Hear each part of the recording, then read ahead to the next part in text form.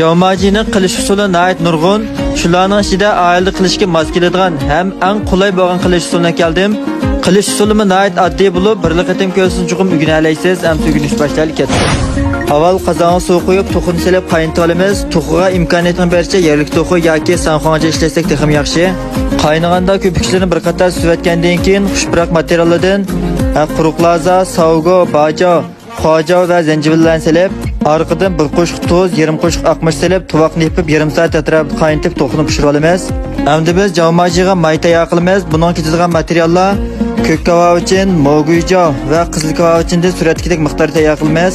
Yana az miqdorda ochiq yo'q shallaz silib, ustiga suv quyib, yarim soat suvchilab qo'ygandan keyin qozonga bir cho'mich may qo'yamiz. Ishlatadiganimiz bo'lsa, Elnorining bulg'armidan xoli yeshil o'lcham ishlanadigan sog'lom bo'lgan tunjusqin birinchi darajalik darangiz meyi.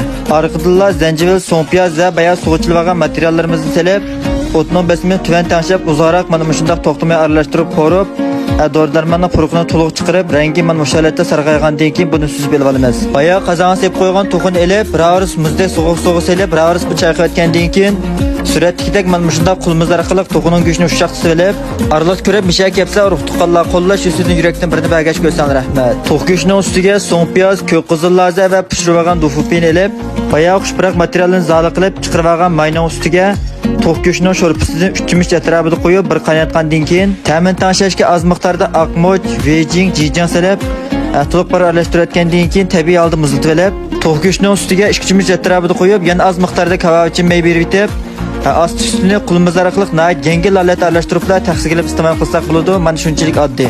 Tuqqanlar bu oiladagi eng oddiy qilish usuli.